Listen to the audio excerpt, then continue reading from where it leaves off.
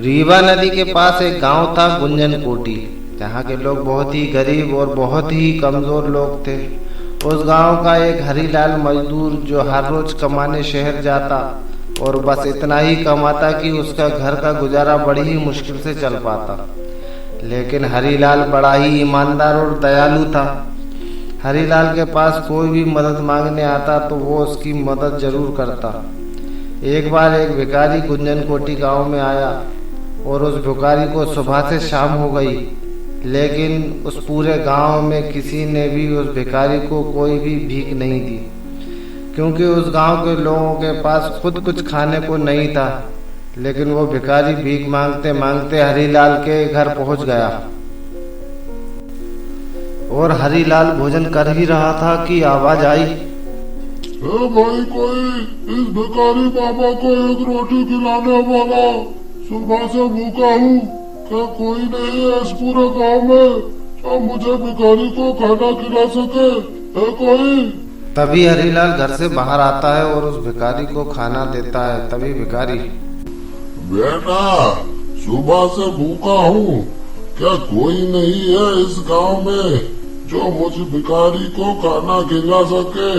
नहीं नहीं बाबा, ऐसी बात नहीं है। इस गांव में किसी के पास भी पर्याप्त भोजन नहीं है। अरे क्यों बेटा? अरे बाबा, इस गांव के लोग बहुत ही गरीब हैं और जो अमीर है उनके पास समय नहीं है गरीबों की मदद करने के लिए। तो बेटा तूने भी तो मेरी मदद की है ना? बाबा मैं बहुत ही गरीब हूँ, मेरे पास भी बस आज का ही भोजन था, मैंने तुम्हें दे दिया। क्यों बेटा, तुमने अपना भोजन भी मुझे दे दिया, पर क्यों तुम चाहते तो मुझे भी मना कर सकते थे, पर तुमने ऐसा नहीं किया। लगता है बेटा तुम इस गांव के बहुत ही भले आदमी हो। बाबा मैं तो एक दिन भूखा भी रह सकता हूँ, पर तुमने तो सुबह से कुछ नहीं खाया। मुझसे ज्यादा तुम्हें इस भोजन की आवश्यकता है। मेरा क्या है, ऊपर वाले ने जहाँ मेरे नसीब में भोजन लिखा होगा वो मुझे मिल ही जाएगा। हरीलाल, तुमने मेरा दिल जीत लिया है। मैं तुमसे बहुत खुश हूँ और तुमने मुझे अपना भोजन दिया है। मैं तुम्हें एक चमत्कारी गाय देता हूँ। इस गाय का तुम जितना दूध निकालोगे इसका उतना दूध बढ़ता जाएगा, ये कभी कम नहीं होगा। लेकिन एक बात याद रखना कि अगर तुम्हारे मन में लालच आ जाएगा तो यह गाय दूध देना बंद कर देगी और गायब हो जाएगी। इतना कहकर वे बाबा वहाँ से गायब हो जाते हैं और वहाँ पर एक गाय आ जाती है और हरीलाल ये देखकर बहुत ही खुश हो जाता है और उस गाय को घर में बांध देता है। उसके बाद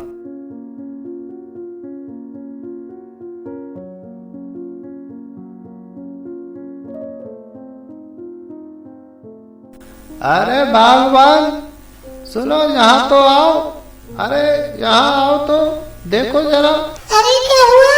आती हूँ। अरे ये गाय किसकी है और यहाँ पर कौन लेकर आया?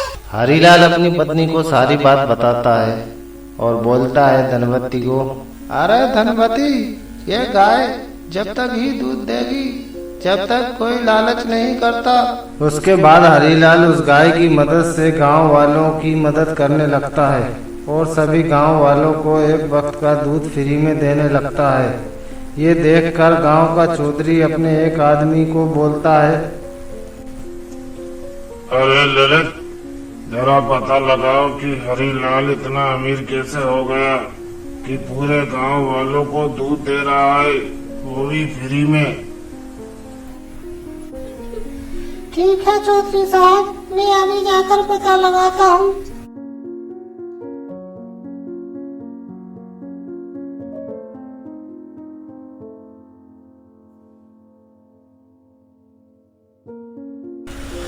ललित हरीलाल और उसकी पत्नी की आपस की बात सुन लेता है और ये पता लगा लेता है कि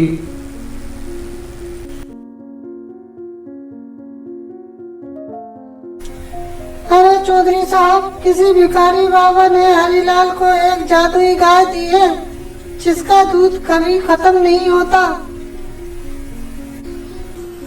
अच्छा, तो ये बात है। ये गाय को तो मेरे पास होना चाहिए। अगले दिन गांव में एक बीमारी फैल जाती है और गांव के लोग बीमार पड़ने लगते हैं। अरे चौधरी साहब, गांव में एक बीमारी फैल रही है। अरे ललित, मैं सोच ही रहा था कि इस हरीलाल के बच्चे से इस गाय को कैसे हथिया लूं।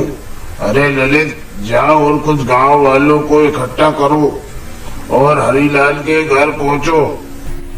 ठीक है। इतना सुनकर ललित गांव के कुछ लोगों को इकट्ठा करके हरीलाल के घर पहुंच जाता है और चौधरी भी वहां पहुंच जाता है। इसके बाद हाँ, बुलाओ इसको, निकालो हरीलाल को। हरीलाल कहाँ है? हरीलाल निकालो, हरीलाल जल्दी निकालो हरीलाल। अरे क्या हुआ? इतना शोर क्यों मचा रहे हो तुम लोग? रुको, आ रहा हूँ ना। हरीलाल घर से बाहर आता है और अरे चौधरी साहब, क्या हुआ? तुम गांव वालों के साथ यहाँ? क्या बात है चौधरी साहब? क्या रे हरिया, तू ये क्या कर रहा है? गांव में लोगों को बीमार कर रहा है। अरे चौधरी साहब, क्या हुआ? मैंने क्या किया है चौधरी साहब? बताओ तो, मैंने क्या कहा है?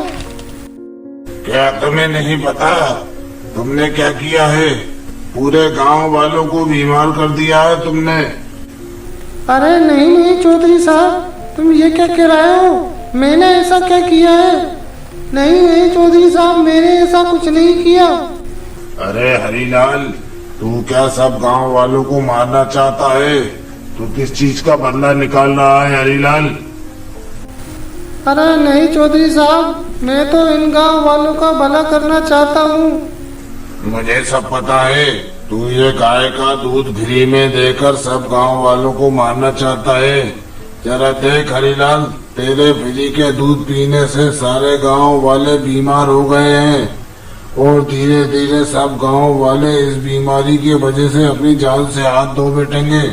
नहीं नहीं चौधरी साहब, ये गांव वाले इस गाय का दूध पीने से बीमार नहीं हुए। अगर इस गाय के दूध पीने से बीमार होते तो चौधरी साहब, मेरे परिवार में भी तो सब लोग इसी गाय का दूध पी रहे हैं, वो तो सब बीमार नहीं हुए। अरे हरीलाल, मुझे मत बता ये बातें। चलो जाओ, सुनो गांव वालों, इस हरीलाल की गाय को ले आओ। नहीं नहीं, इस गाय को नहीं ले जाओ भैया, रुको गांव वालों, रुक जाओ। अरे रुको तो। चौधरी साहब इस गाय को अपने घर ले आते हैं और इस गाय का दूध निकाल कर पी जाते हैं। अरे ललित, इस गाय का दूध निकाल निकाल कर मैं आसपास के गांव का सबसे बड़ा चौधरी बन जाऊंगा, फिर देखना तुम। इतना कहते ही गाय दूध देना बंद कर देती है और अरे चौधरी साहब, गाय अब दूध नहीं दे रही है। अरे ये कैसे हो सकता है? जरा सही से निकालो तुम। और चौधरी बहुत ही गुस्से में आ जाता है और इस गाय की एक डंडे से पिटाई लगाने लगता है। क्या एक मामूली गाय मुझसे नखरे करती है तो तू दूध नहीं देगी? मैं तेरी ऐसी हालत कर दूंगा कि। इतना कहकर चौधरी इस गाय की जोर जोर से पिटाई लगाने लगता है और ये गाय बहुत जोर जोर से चिल्लाने लगती है और देखते ही ये गाय अचानक गायब हो जाती है। अरे ये गाय कहाँ चली गई? अरे देखो ललित, देखना जरा गाय कहाँ चली गई? ये तो गायब हो गई। और तभी चौधरी वहां पर गिर जाता है। अरे चौधरी साहब, उठो उठो चौधरी साहब। बहुत देर तक ललित चौधरी साहब को उठाता है। बड़ी मुश्किल के बाद चौधरी साहब उठते हैं। उसके बाद चौधरी बहुत ही ज्यादा बीमार पड़ जाता है और बाकी सभी गांव वाले बिल्कुल ठीक हो जाते हैं। तो देखा आपने, लालच बुरी बला है। चौधरी ने लालच किया और बीमार पड़ गया। यहाँ हरीलाल ने गांव वालों की भलाई की तो हरीलाल का भला हो गया और वो इस गांव का मुखिया बन गया।